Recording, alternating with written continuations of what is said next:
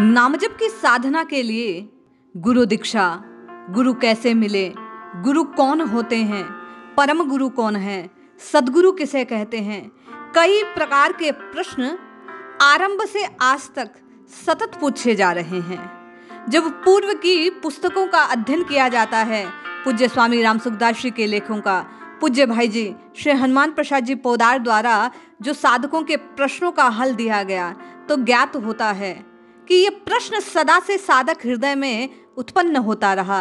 ये जिज्ञासा, ये शंका सदैव बनी रही कि गुरु कैसे मिलेंगे, गुरु कैसे खोजे जाएं, कौन गुरु होते हैं, नाम साधना के लिए गुरु का क्या महत्व है। आज इन्हीं सभी प्रश्नों के मद्देनजर आप और मैं, पूज्य भाई जी ने अपनी पुस्तक शांति कैसे मिले, गुरु संबंध में जो 2-3 पत्र मिले, उनके विषय में श्रवण करते हैं। और उन प्रश्नों को श्रवण करने के बाद आप और मैं जितनी भी शंकाएं इस विषय में हैं, उनसे निवृत्त होते हैं। जय श्री हरि। पूज्य गुरुदेव के चरणों में बारंबार प्रणाम। सभी नामनिष्ठ साधकों को जय जय श्री सीताराम। पूज्य भाई जी लिखते हैं, गुरु कैसे मिले। आपने पत्र में लिखा कि परमार्थ की सिद्धि के लिए गुरु की आवश्यकता है। सो आपका लिखना ठीक है, गुरु बिना मार्ग कौन बताएगा। बात तो सही है, परंतु गुरु होना चाहिए सच्चा मार्गदर्शक ही, और मार्गदर्शक वही होगा जो मार्ग जानता होगा और शिष्य को भी उसी मार्ग से ले जाने की इच्छा रखता होगा। आजकल ऐसे गुरु बहुत कम हो गए हैं भाई। पूज्य भाई जी कहते हैं, एक जगह ऐसा पढ़ने में आया कि शिष्य के धन का अपहरण करने वाले गुरु बहुत होते हैं, परंतु शिष्य के संताप को हरने वाले गुरु दुर्लभ हैं। बहुत कुछ ऐसी बात देखने में भी आती है। ऐसी हालत में गुरु के लिए विशेष चिंता न करके भगवान का भजन, ध्यान, शुद्ध आचरण, श्रद्धा विश्वास के साथ भगवान से प्रार्थना करनी चाहिए। भगवान यदि गुरु की आवश्यकता समझेंगे तो वे अपने आप योग्य गुरु की व्यवस्था कर देंगे, बल्कि विशेष प्रयोजन होने पर स्वयं भगवान ही गुरु रूप में उपदेश करने आ जाएंगे। रही स्त्रियों के लिए गुरु बनाने की बात, सो इस विषय में मेरी नम्र सम्मति तो यह है कि स्त्रियों को अपने मन से भगवान को ही गुरु मानना चाहिए, इसी में कल्याण होता है। स्त्री साधक अक्सर ये प्रश्न पूछते हैं।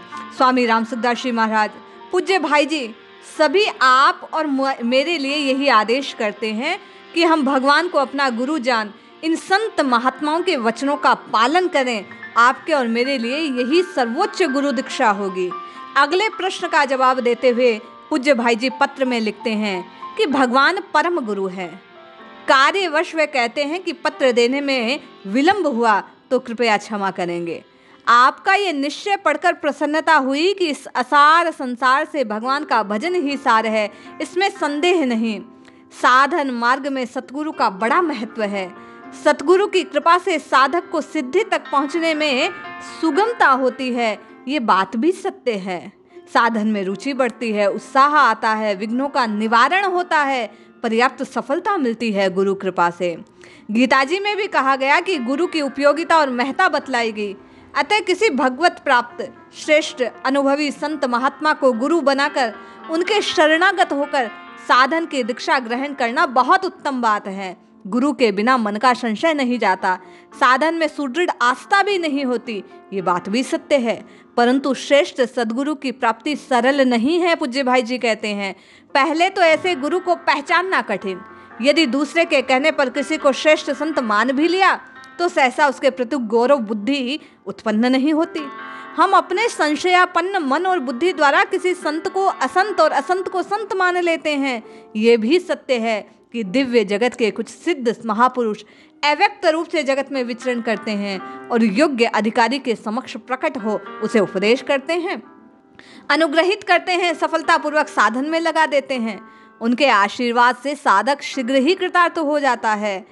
परंतु हम में वह योग्यता या अधिकार है या नहीं, तो कब तक होगा, कैसे हो सकेगा, ये सब बातें साधक के हृदय को चिंताग्रस्त बनाए रखती है। पूज्य भाई जी कहते हैं, जब अकारण करुणा करने वाले श्री भगवान की कृपा पूर्वक किसी संत को गुरु रूप में भेज दे, स्वयं गुरु रूप में दर्शन देकर साधक को कृतार्थ कर सकते हैं, तभी साधन शीघ्र सफलता को प्राप्त होता है। इसीलिए कहा जाता है, बिनु हरि कृपा मिले ही नहीं संता। ऐसी दशा में जब तक मनुष्य के जीवन में ऐसा शुभ अवसर नहीं आ जाता, भाई जी कहते हैं, योग्य, अनुभवी, श्रद्धेय गुरु की उपलब्धि नहीं होती, तब तक आप क्या चुप बैठा रहे, साधन ना करे, ऐसा सोचना भारी भूल है। अपने को बिना एक क्षण भी विलंब किए भगवान के साधन में लगा देना चाहिए। भगवान पर उनकी अहेतु की कृपा पर सुदृढ़ विश्वास रखना चाहिए। गुरु मानकर साधन आरंभ कर देना चाहिए। भगवान को गुरु मानना चाहिए। गुरुओं के परम गुरु जगत गुरु श्री हरि ही हैं। वे उचित समझे तो कोई सदगुरु भेज दे, स्वयं गुरु रूप में आपको आकर अनुग्रहित कर दे, ये बात उन पर है। आपका काम केवल विश्वास के साथ भजन करना है। भजन कभी व्यर्थ नहीं जाता। थोड़ा सा भी भजन महान भय से रक्षा करने वाला है। पूज्य भाई जी कहते हैं, ये भगवान की प्रतिज्ञा है। देवता जल भी नहीं ग्रहण करते, साधन का कोई फल नहीं होता। ये सब बातें गुरु की आवश्यकता बताने के लिए है। सदगुरु की प्राप्ति के पहले जो साधन, भजन, पुण्य कर्म किए जाते हैं वे व्यर्थ होते हैं, ऐसा तात्पर्य कदापि नहीं है। गुरुदेव के प्रति हृदय में श्रद्धा उत्पन्न हो, इसलिए ऐसी बातें संतों द्वारा कही जाती हैं।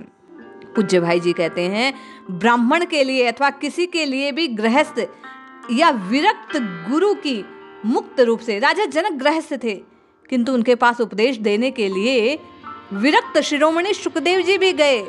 राजा परीक्षित ने विरक्त गुरु शुकदेव जी से उपदेश प्राप्त किया।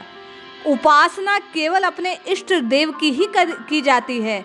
उनके साथ उनके पार्षद भी रहें, उनकी पूजा की जा सकती है। श्री विष्णु पंचायतन में श्री विष्णु को ही स्थापित करना चाहिए। राम, कृष्ण, अन्य स्वरूपों की पूजा करनी चाहिए। उनके अंतरंग पार्षदों का पूजन होना चाहिए। भगवान के प्रतीक रूप में शालग्राम शिला, धातु निर्मित प्रतिष्ठा, प्रतिमा, चित्र आदि हो सकते हैं। प्राण प्रतिष्ठा पूर्वक पूजन करना चाहिए। पूज्य भाई जी कहते हैं कि वास्तव में गुरु रूप में भगवान स्वयं अवतरित होते हैं। इसलिए श्रद्धा से, भक्ति से, विश्वास से निरंतर भगवान को पुकारना चाहिए। जब स्थिति बनती है तो गुरु स्वतः प्राप्त हो जाते हैं। इसलिए हम और आप भाई जी के कहे अनुसार नित्य निरंतर नाम रटना आरंभ करें। एक ना एक दिन श्री हरि की कृपा प्राप्त होगी। श्री सद्गुरु रूप में वे स्वयं पधारेंगे, आपका और मेरा कल्याण होगा।